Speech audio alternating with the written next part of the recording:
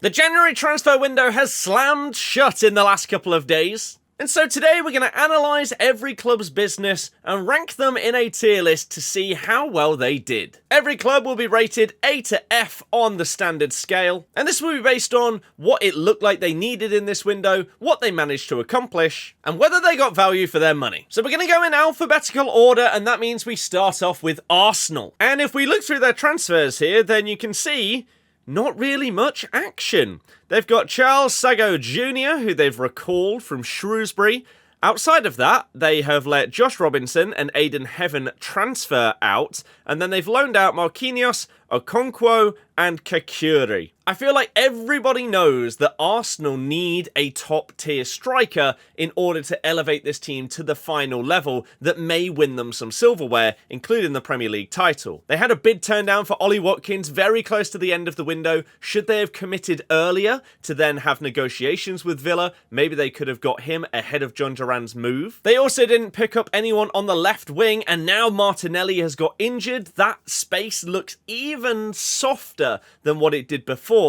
I think they have massively struggled here, and so we're putting Arsenal bottom of the barrel, F. Next up we move on to Aston Villa, who did a lot of business here. So in terms of players that left the club, Dobbin, we had Jaden Philogene, who went to Ipswich. Diogo Carlos left to Fenerbahce, didn't really work out for him in the Premier League. O'Reilly, Moore. We also had Buendia, who has gone to Bayer Leverkusen. Barry, Gauchi, Lutz, even more. Jhon Duran is the big one. We'll get onto that in a minute.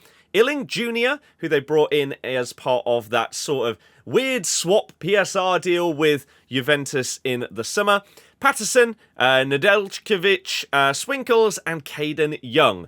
So, lots and lots of outgoings here, but the big one is Jhon Duran, because they got massive, massive money for him. He, of course, went all the way over to Saudi, and he has gone to Al Nassr for an undisclosed fee, which we all know what that fee was. It was in like the 70 mil mark, which is crazy. They turned down a bid of 57 mil for West Ham as well, but managed to get even more money to let him go there. So let's talk about their incomings. Donyell Marlon, giving them another forward option, more notably on that right-hand side, but has also played up front for Borussia Dortmund. Not had the greatest season this year, but in the past has looked like a very exciting player. Andres Garcia as well, bolstering this squad, coming in from Levante. And then they got Mosquera back on loan. Doesn't really matter, that one.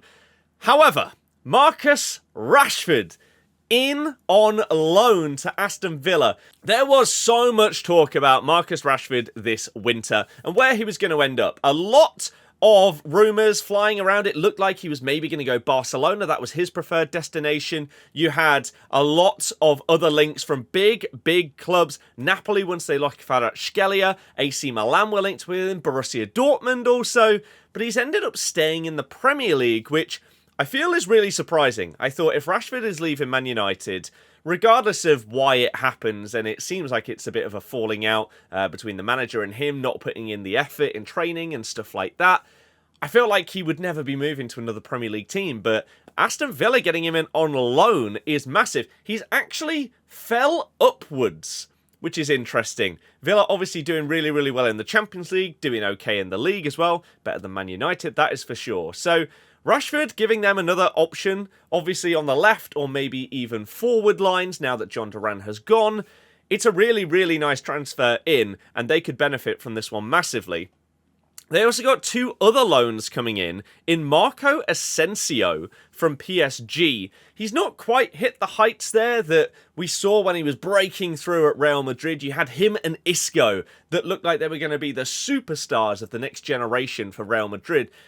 But it just sort of fizzled out a little bit. He's had his move to PSG and now a loan in. Can play in multiple positions, which is really, really good for Villa in terms of versatility. Can play on the right, can play through the middle, and so another really good pickup. And then the last one, Axel Disasi from Chelsea.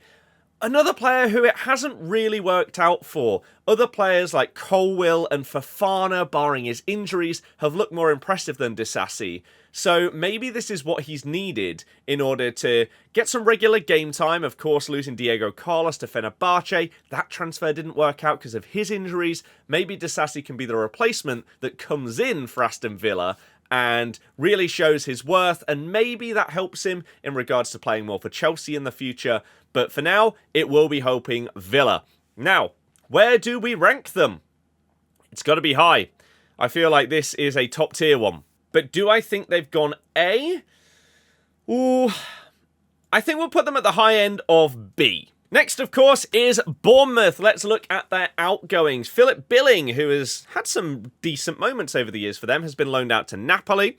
They've also got rid of Tonks, Brown, Max Aarons. Never really worked for him, which is kind of crazy. Mark Travers has gone to Borough, Stuttle, and then Eli Junior Krupi and Carlos Gregory have gone there. So, in terms of the transfers in, they've got Matai Akinbombi, Kai Crampton coming in from Chelsea. Chelsea just offloading whatever they can. Julio Soler, they've got Jebison back from loan, Silcott Dewberry, and Krupi. So, no massive names here for Bournemouth. But I'm not entirely sure exactly what they needed. They're having a great season so far. The question is, can they manage to bring in players ahead of time to replace the ones that may be sold for big money in the summer? You've got the likes of Kirkes, all of the centre-backs basically at the club. The whole defensive line has been linked with £50 million moves to Liverpool, Chelsea, United in the summer, already 6 months ahead of time. So they have tried to do that a little bit, but is that going to be good enough for them going forward, or are they then going to have to reinvest in the summer as well? Potentially. So I feel like it's not incredible for Bournemouth, but they didn't really need it. So I feel like it's a bit harsh to put them really, really low down, even though they haven't brought in a ton of crazy good, high-quality players, because their season's just fantastic. So I think we'll put them middle of the park. We'll put them in at D. Brentford are our next team in terms of outgoings. Lots of loans for a lot of these clubs. Ashley Hay, Balcombe, Adadokan, Magoma. We had Yagane, Roslev, Cox, Trevitt, Olakigbe, and Donovan, all on loans out. Transfers out, they had Kramer and also Lisby, and they only brought in one player, and that was Michael Kayode, loaning in from Fiorentina. Brentford are another one where this season they've been a little bit topsy-turvy, but for the most part they've looked quite good. You've had some players that in previous seasons haven't quite hit the levels, like the Damsgaards, that they would have hoped for. But after the sale of Ivan Toney, you've had Mbumo and Wissa massively stepping up to the mark. Looks like Mbumo is probably set for a big summer move. He could go to many, many different clubs, and they're going to get a lot of money for him. So it feels like January was a bit of a stopgap for them. Get a load of players out of the club to give them some more experience. Not really bring anyone in, because this kind of season is really what they were hoping for. Pushing for top half of the table, really. And then in the summer, if you do have those big money sales, reinvest that money. So, with Brentford, I'm going to put them similar to Bournemouth. We'll put them down in D. Brighton and Hove Albion. My goodness. So much to talk about here. So, let's look at the outgoings first. Imari Samuels fully transferred to Dundee. We got Flower and Jackson loaned out. Jacob Murder transferred to Feyenoord, a player that it just hasn't quite clicked with. Leicester, my team, were linked with him in the summer, and he just hasn't quite hit the ground running there. They have also loaned out Julio Enciso, and I think this says a lot about Brighton's sort of way that they're going about their business. They have so many of these players that a lot of other clubs are really interested in, but they don't want to get rid of them, so they're loaning them out, giving them some good game time where they're most likely going to start at these other clubs. You saw Buonanotte move in the summer to Leicester on a loan deal, and that is another example of it. And they hope that either then they get minutes and they can sell them for big money, or reincorporate them into the squad next season. You've also got Doyle loaned out. They sold Pupion. They also loaned out Valentin Barco to Strasbourg. transferred out McConville and Boeti, ones that people aren't really going to care about. Caelan Vickers was loaned out, Turns and Ilfil transferred, but Evan Ferguson loaned out to West Ham. It's just not been his season, and I think that's been the case for the last year or two as well. Injuries have hindered him massively, and so getting him pretty much guaranteed game time as long as he stays fit at West Ham. They've had striker problems for probably 5+ years. They've brought in the likes of Skamaka, Fulkrug. They just have not worked out at West Ham. So a Premier League proven player in Evan Ferguson getting minutes at West Ham, can he regain his fitness and goal-scoring form that we saw when he broke through? When there were rumours of him ended up going for £100 million. Nothing like that right now. So a loan deal is really, really good, considering he's behind Welbeck and João Pedro right now. So I think that that is a good move for Brighton. In terms of transfers in, you've seen Stefanos Zimas, who is an exciting up-and-coming forward. Again, they just have this conveyor belt of players. He has then immediately been loaned back out. They've got cash in as well. They've recalled Rushworth, and they have signed Diego Gomez, who once again is a young international player. He was playing his trade in the MLS and helped with Inter Miami get into the playoffs. He is an exciting signing, and it feels like Brighton are once again continuing their model. It's what teams dream of doing. Managing to sign these players that are seen as punts, really, or, I mean, it's a little bit risky, but not when your scouts are as good as Brighton's, because they bring in these young players from relatively well-known places a lot of the time, but then also scouting South America for these exciting young prospects, and then they sell them on for crazy money. So it feels like this is exactly what Brighton have done once again this window, and have loaned out some of their players that are a little bit more along the way, but they need them to get some game time. So for Brighton, I'm going to put them in at B with Aston Villa. Chelsea once again come in with a load of transfer business, and this is because they just have so many players.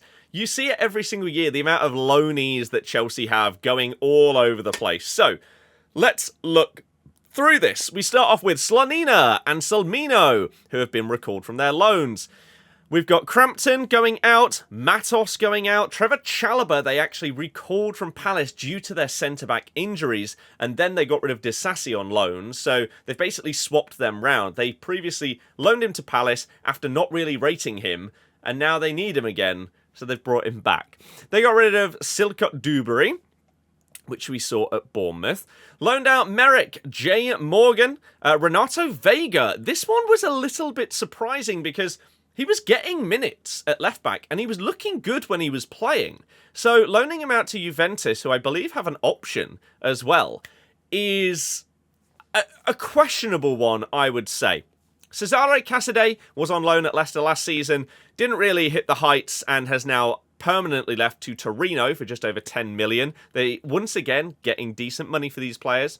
Loaned out Wiley, brought back David Fofana, who hadn't worked out. Loaned out Carney Chukwuemeka to Dortmund, and once again, they have an option. So some of these players, unlike Brighton, they're loaning them out. Sure, they're getting minutes. That's good, because that's what these players need. But then they've got options to buy them, so you might be loaning them and actually losing them as well when they're not bad players. Chukwuemeka, before his injury, looked really, really good. And considering you've bought someone like a Dewsbury Hall on a permanent and he's still at the club, but you're loaning out someone like Chukwuemeka, is a bit surprising to me. They've also loaned out Ben Chilwell, who we know Maresca just doesn't really rate him. He doesn't fit his system, he doesn't like him, and from the start of this season, we've known that it was inevitable that he was going to leave. He's been loaned out to Crystal Palace, which, if he stays fit, you'd think he starts over Mitchell, but it's not guaranteed, really. Harvey Vale, who was supposed to be another exciting youngster, transferred out. Also loans, we talked about Disasi previously. Sturge, they've transferred out Russell Denny. They have brought in Mathis Amagu from Saint Etienne. But the other big news is João Felix, who was loaned out. This is a really questionable one because they brought him for money after previously having him on loan, where he was okay. He didn't light up the world. He wasn't a superstar. He got sent off on his debut, but then was okay after that. Then they've brought him for big money, but now they're loaning him out after only 6 months. It's a really odd one, because you are basically saying that, okay, we've spent this money on this guy, but we're not going to start him over Palmer. We've also bought other wide players. We've got a striker in Jackson. Maybe Nkunku also plays up front. What exactly do we need him for? Why did we buy him? And so loaning him out, are you just getting him minutes to try and improve him and then you start him from the summer? Are you going to sell somebody else like an Nkunku and therefore your backup striker is João Felix? I'm not really sure. Chelsea are a very questionable one. I'm going to go with E. Let's go to Crystal Palace then. They've brought back a loan player. They've loaned out Francis Amolo Agbinon. They obviously lost Trevor Chalobah. They have signed Romain Esse though, so that's not a bad one. Scored very early on and celebrated in a way that I feel most people would when they score their first Premier League goal. He got slated for it because they were 2-1 down at the time, but I rate it for him. They loaned out Plange, Raymond, Adaramola, Rob Holding has gone to Sheffield United, Jeffrey Schlupp's gone to Celtic, I think they have an option as well, Wells Morrison to Solihull, and again Ben Chilwell in. I feel like this is okay for Palace. They would have been a little bit upset at having to lose Chalobah. It's not as if he was their number one centre-back, but when they're playing a 3 at the back, he was starting games, and so that's not ideal. But Romain Esse from Millwall is a lovely transfer in. They're getting minutes for some of their more fringe players, like a Schlupp. He's never really kicked on since going to Palace. And Chilwell could actually end up being a really, really good loan in, once again, if he stays fit. So, with Palace, we're putting them in C. Everton's transfer window can be summed up by how small this section is. So, they got Onyango back from Stockport. They loaned out Charlie Whittaker, Brandon Moonen, Harrison Armstrong. They've transferred out Stanley Mills and they've loaned in Carlos Alcaraz. It's just not great. However, I will say, maybe this is partially because they swapped managers going into January. And so new manager comes in. He started well. David Moyes on his return sadly destroyed my club, which if you want to see the vlog from that game where we got slapped 4-0, then that is also on the channel. Do they really need to just go gung-ho with a new manager? Maybe not. However, some of the quality in the squad is just not good enough. And you feel like maybe they're not at risk of relegation because of how bad the teams at the bottom are. It looks like Leicester, Southampton and Ipswich, maybe Wolves could get dragged into it, are going to go back down. Everton look like they're safe. So spending big money to stay up doesn't really seem like it's fully necessary, but you would have liked to see them try and reinforce their squad. And so I feel like this one is a bit disappointing for Everton, and they really haven't taken advantage of the position of pretty much securing themselves in the Premier League, bringing in players that will be playing in the league again next season. You'd think you'd have a bit more pull than what they had. So with Everton, we're going to put them down with Chelsea in E. Fulham are up next, and once again, a team where not that much has happened. They've recorded a couple of loan players from lower leagues, they've loaned out McAvoy and Sanderson, and then they've brought in Seth Chingwaro, who's a 17-year-old midfielder, so it's not going to make a massive impact. And then they've re-signed Willian on a free. Basically, their Willian replacement is Willian, a bit like Gundogan was for Manchester City. So this is once again a disappointing one because of how their season is going. They're actually looking really good in the league right now. They've had some dodgy results. They definitely started hotter than they currently are right now. But you could have used that to your advantage. You're in a decent position in the Prem, pushing for Europe this year. Use some money to bring in players that can help you with that European push. Otherwise, you never know. In the summer, some of the players that have been doing really well this season might be looking at European football and want to leave the club. So, once again, a bit like Everton, we're going to put them down here. I'm actually very tempted to put them all the way in F, we're going to do it. Ipswich are struggling in the league, but they're so close to being above Wolves and trying to push towards Everton and teams like that. So what have they done this transfer window? Well, they've loaned out a few players. Gray, Barbrook, Jambang, Mazionis. They've also got rid of Al Hamadi, Harry Clark, and they've transferred out Edmondson, Foyo. So, who have they brought in? Ben Godfrey. It hasn't really worked out since leaving Everton. He moved to Atalanta, and he's not had an incredible time. I believe he picked up an injury in his time there as well. But he's a versatile defender, can play across the back four. So if you pick up injuries, really, really nice backup to have. I don't think that he's going to be starting every single game, but if they pick up any injuries, that's a really nice player to fall back on. They managed to get in Jadon Philogene from Aston Villa, and this feels like it fits the Ipswich signing criteria that they did in the summer. If they go back down, you've signed a player who was really, really good in the Championship, and you're basically building this Championship super team. So you should be good if you go back down to have a very good chance of bouncing straight back up. They also, as we talked about before, loaned in Enciso, who has been so exciting for Brighton in the last couple of years, scored some ridiculously good goals. Their squad is looking fantastic. Is there a risk that some of these players would leave in the summer? I'm not entirely sure, because it feels like a lot of their players that they're signing are those in-between guys. Too good for the Championship, maybe not quite good enough for the Prem. And you need a couple of them to kick on, and that would keep you in the Premier League. Will they do it? Not entirely sure. And they got a couple of other transfers in down here. Not that Boniface, but another one. And then Alex Palmer from West Brom. So I think Ipswich have actually done really well here. They've not really lost players that they would be scared of losing. It's not like Liam Delap being sold for big money. And they've got some nice transfers in. I feel like in terms of trying to stay in the Premier League, they probably couldn't do that much more. They've spent some money. They spent big money in the summer. And I feel like they've put themselves in basically the best possible position that they could to try and stay in the Prem. So I'm putting Ipswich at the top. Now, sadly, it's time to move on to my club, Leicester City.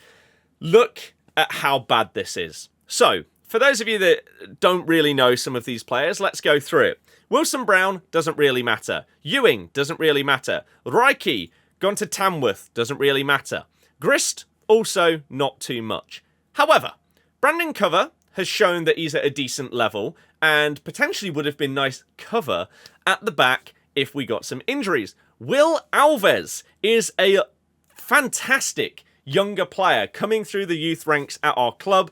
Ruud van Nistelrooy has spoken multiple times about how good he is, but yet wasn't giving him minutes, and a lot of our fans are very confused as to why. He's gone on loan to Cardiff. At least we haven't sold him, right?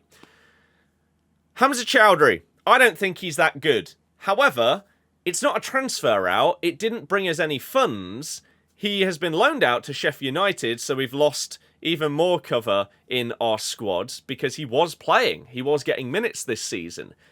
So, if you can get some money, sure. If not, I'm not sure it's worth selling or loaning out.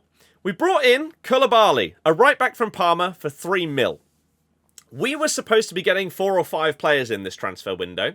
In the summer, we got Odsonne Edouard on loan. He's barely played any minutes. And we can't send him back because Palace don't want him back. And we would have to pay multi-millions in order to send him back. So therefore, we wouldn't have that money to spend. Horrible. Horrible. Tom Cannon. This is one of the most questionable sales I have seen our club maybe ever make. And the reasons why. He's transferred to Sheffield United. He's a striker. He's young, upcoming, Irish. Really, really exciting player. As I said, Edouard, he's not getting minutes. Daka is getting minutes, but he's not doing crazy amounts in terms of goal scoring with them. We have Vardy. He's 38 now.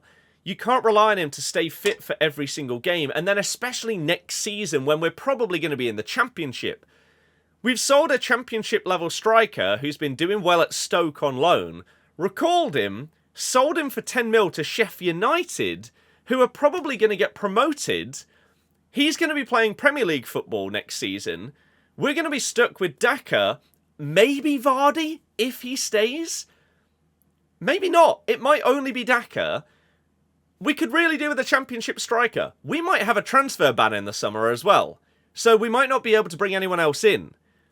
So we've basically let go of a player that maybe could have helped us this season, or could have helped us definitely next season. This is up there with the worst Premier League transfer windows of all time. So we are going F, and nobody is going below this. Liverpool, let's rattle through some of these now. They loaned out Reece Williams, that's fine. Loaned out Bacetic, that's fine. Calvin Ramsey, Dominic Cornes, Cade Gordon, and Jayden Danns. This is a good loan, because Sunderland are looking good. He's going to get minutes there, and potentially bridge that gap up to the level that they're going to want him. But he was exciting when we saw him get some minutes. They sold Tom Hill, they sold Pitaluga, and they also sold Fernal Gill. I don't think that this is awful for Liverpool, because they're top of the league, they're top of the Champions League. They have a game tonight at the time of recording against Spurs, which if they turn it round, they'll be in the final of the Carabao Cup. Liverpool are flying right now. And other than signing a monster striker, which I don't think you're really going to do in January, maybe they're looking at the summer for someone, maybe like an Osimhen or something like that for the Nunez replacement. I feel like their squad is just really, really good. Slot is smashing it, and he's transformed some players. For example, Ryan Gravenberch has gone from being basically a castaway under Klopp to this monster in midfield. So I don't think Liverpool really needed to do much at all. They've got Mamardashvili coming in the summer as well. We already know that one. So they can spend some more money on other areas depending on who leaves. We've obviously got the Salah, Van Dijk and Trent scenarios going on. I feel like if Salah or Van Dijk were leaving, they might have tried to get someone in January. It looks like Trent is going to go, but they do have Connor Bradley. Maybe they'll sign someone else in the summer when he goes, but they don't need to right now. I think Liverpool have done fine. We're going to put them in C. Manchester City, though, on the other hand, they've loaned out Issa Kabore, Wilson Esbrand, Juma Barr, Kyle Walker, who has had a shocker of a season. I am a proud Kyle Walker, not hater, but I like to tell people why I feel like he's massively overrated. So seeing him loan out to AC Milan is good for the league. Jacob Wright and Joel Undala out, and then they've sold Dan Batty. But who have they brought in? Well, they spent more than everybody else combined to try and, I guess, revive their season going into the second half of it, with the Champions League where they scraped into the next round, and the Premier League, where maybe they're now aiming for second place. If they could go on a run and Liverpool collapsed, maybe. But I think second place is what they're probably targeting. They signed Claudio Echeverri. We don't really need to talk about this one right now because this is a future transfer, basically. But they spent decent money on Kusanov, had a terrible first 5 minutes of his debut. However, very, very highly rated centre-back from Lens. They also signed Vitor Rice, another highly rated young centre-back from Palmeiras. They signed Nico Gonzalez to hopefully, for their sake, fix their midfield problems. Big money from Porto. He had a 60 mil release clause. They have paid that, but not via the release clause. So Porto will get 60 mil eventually, but we don't know exactly how that structured deal is occurring. But it might mean that they can start him instead of the likes of Gundogan, who legs have gone. They're not up to it anymore. And then one of the most exciting players in world football this season, crazy amount of goal involvements for Frankfurt, plays anywhere across the front third of a pitch. Could it be a number 10? Could play on either wing or up front. Omar Marmoush is a phenomenal signing. And if no one had got him in January, they could have been beaten to him in the summer, because a lot of teams would have been interested in his services. So they have spent massively, nearly 200 mil. I believe the rest of the teams combined are 190. It's something like that. That might be euros or pounds. But my goodness, what a potential window in terms of the rebuild of Man City. In their eyes, they would have liked to do this a little bit later. Maybe in the summer, maybe over the next year or so. But they've decided, you know what, we're doing it now. Hopefully, it will make them do better throughout the rest of the season. But if not, then they're ahead of the curve, getting some time with Pep ahead of next season to hopefully bounce back strong. So I think Man City have to go up in A. Man United, on the other hand, they signed Patrick Dorgu from Lecce and Aidan Heaven from Arsenal. The rest of these have all gone out. Dorgu, great. Really, really good for the system. They need, it feels like, 6 or 7 players of decent quality to fit Amorim's system. So only really bringing in one, because Heaven is more one for the future. It's very disappointing. Incredibly disappointing from United. Under Ineos, it's not looked great so far. One of your monster signings under Ten Hag and Anthony has gone out to Betis. He's already got an assist on his debut and actually looked good. You've also lost Rashford on loan. And I know him and Amorim don't see eye to eye. But you're losing someone like that on loan. You're not getting a massive fee right now. It's really disappointing because you're not bringing in someone to replace him. So United are massively struggling this season, and this window has not fixed it. You have to imagine in the summer, they're going to go massive. They're going to offload a chunk of players, and they're going to bring in a lot of players that fit Amorim's system. But in the meantime, United, you're down here. You're not worse than Leicester. No chance. But you're down there. Newcastle have loaned out Isaac Hayden, not really playing anymore. Alex Murphy, the same. Travis Hearns, Charlie MacArthur, Lloyd Kelly to Juventus. This is a bizarre story if you want to look into more of what's gone on with Lloyd Kelly in the last couple of years. James Huntley, and then they've also sold Miguel Almiron, which, to be honest, with how bad his fall-off was after that purple patch he had, to get a good amount of money for Almiron is actually really, really good. Most notably here, they've not brought anyone in. However, a bit like some of the other clubs we've talked about, I don't think that's the end of the world. Because in the summer, will they have to sell anyone to do with PSR? We don't know yet. In the previous one, they did. They had to get rid of Minter, and they had to get rid of Elliot Anderson in order to comply with PSR. 2 players they would have loved to have kept hold of. Very, very good young talents. They haven't done that this time. That's fantastic for them. And more notably, they didn't lose the big boys. The Bruno Guimaraes of the world. The Alexander Isak type of player, which would cripple their season immediately. They've managed to hold on to them. They haven't managed to get them to sign new contracts, otherwise this would be instant A tier for Newcastle. But they haven't lost much. And whilst they maybe could do with strengthening in the centre-back area of the pitch, I would say, because of what's been going on at times this season, outside of that, their midfield has been phenomenal now that Tonali's playing this season. Him, Joel Linton and Bruno G are great together. And then your forward line with Gordon, Murphy, who's turned a new leaf really, and Isak, it's phenomenal. So, whilst they haven't brought people in, they would have only really brought in depth. It would have been unlikely that, again, with the issues that they had in the summer regarding PSR, they couldn't spend massive money, so they weren't really going to be bringing in starters. So I'm going to put Newcastle up in B. 5 clubs left, and we've got Nottingham Forest transferring in Wayne Hennessy, transferring out Donnelly, loaning out Omobamidele, Asong, Joe Gardner, Josh Bowler. They got Ward-Prowse back on loan. I mean, yeah, sure. We also got Lewis O'Brien. They signed Tyler Binden. They loaned out Ben Perry. Finn Back's gone. Emmanuel Dennis, I honestly, until I saw that transfer happen, I forgot he was at the club. It's just not happened for him there. And they loaned in Joel Undala. So once again with Forest, it's about not really rocking the apple cart, is it? Their season is incredible.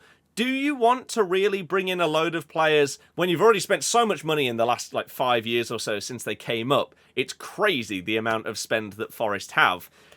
They don't need to go crazy and sign another 10 players.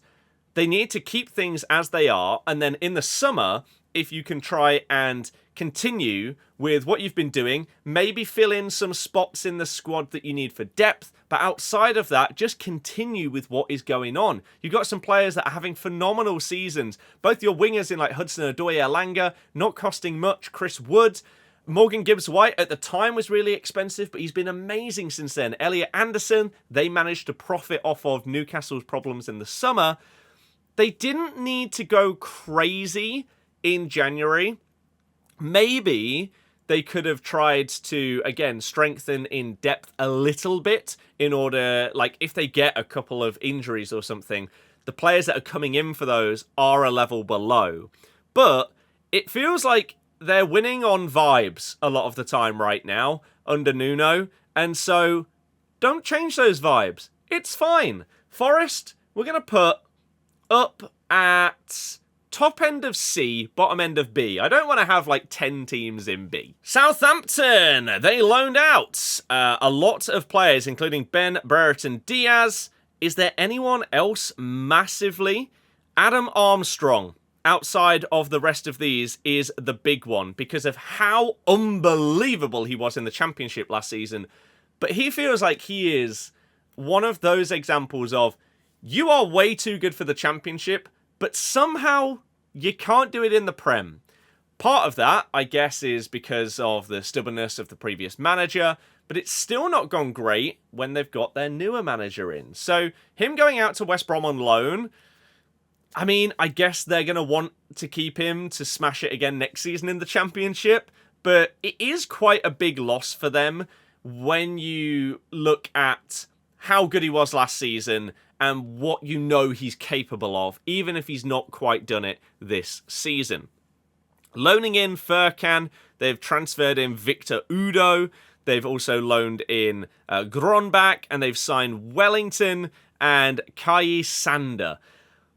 It's not been great for Southampton, but how can it be when you are rock bottom of the Premier League and basically everybody knows if they sign for you, they're basically signing for a Championship club. So why not sign for a top-end Championship club in the hopes you get promoted? They're kind of in a position where they can't do much about this, and it's not really their fault. So in that regard, I don't want to put them right at the bottom, but they've got to go pretty damn low. We're going to go for E for Southampton. Now let's look at Tottenham Hotspur. So they signed Min Hyuk, they signed Kinski, who immediately came in and has proved that he looks good enough already. Fantastic signing. They got rid of Alfie Dorrington, recalled Scarlett, got rid of Gunter. Min Hyuk went out to QPR. Will Lancashire, they want him to get minutes to improve as a player. And then we get to these. So they signed Fernand Gilles, they signed that Dan Batty that we talked about before, as well as Russell Denny. We've gone over those. But Kevin Danso, they stole him basically off of Wolves, and they have an option to buy him in the summer. Centre-back is a massive problem for Spurs because they're all getting injured. Romero's missed a chunk of this season, as has Van de Ven. Dragiston has now done his ACL. They've been playing Archie Gray, who is either a right-back or midfielder, at centre-back, alongside Ben Davies, who is a left-back. And old. It's awful. So they needed someone like Danso in. That's a really good one for them. But then the big one, Matthias Tell. They got on a loan from Bayern Munich. It looked like he was potentially going to swap with Nkunku at Chelsea, but Spurs managed to get him. It looked like at first he rejected them because he didn't want to go permanently. He was eyeing up more Man United, but then they only could get a loan and ended up then going to Spurs on loan, and they have an option to buy. So if he does really, really well, they're binning off Werner's loan at the end of the season.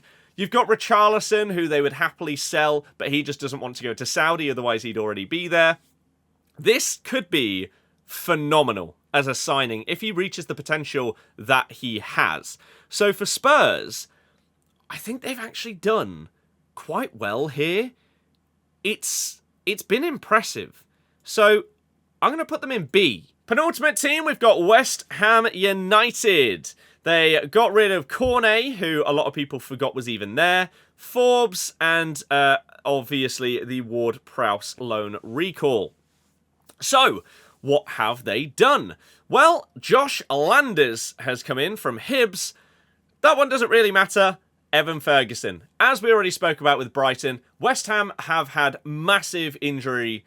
Well, not injury, just struggles with strikers, really. Some of them have got injured over the years, but others, no, they've just stunk the place out. So getting in an exciting younger player, trying to get him back up to his best, is really, really good for them and could basically see them try and push for top half this season now that they've got Graham Potter in. Obviously, he's reuniting with him from his Brighton days.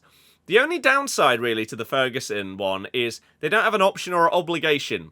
So they could potentially be making him better, getting him back to his best, and then he's going back to Brighton. Whether there is some kind of agreement that, okay, we might have first dibs on him in reality in the summer, even if it's not an official option, let us have that. That'd be great. Outside of that, it's a bit disappointing. But they did need a striker. Outside of that, they've not really done that much. I'm going to put them down in D. And then we move on to the final team who didn't do that much. Wolverhampton Wanderers. They have transferred out Luke Kundle and also loaned out Tawanda Chirewa. This is a team that is struggling towards the bottom of the table. However, there is something on here that is not a transfer that they also did this window. So they brought in Monetsky.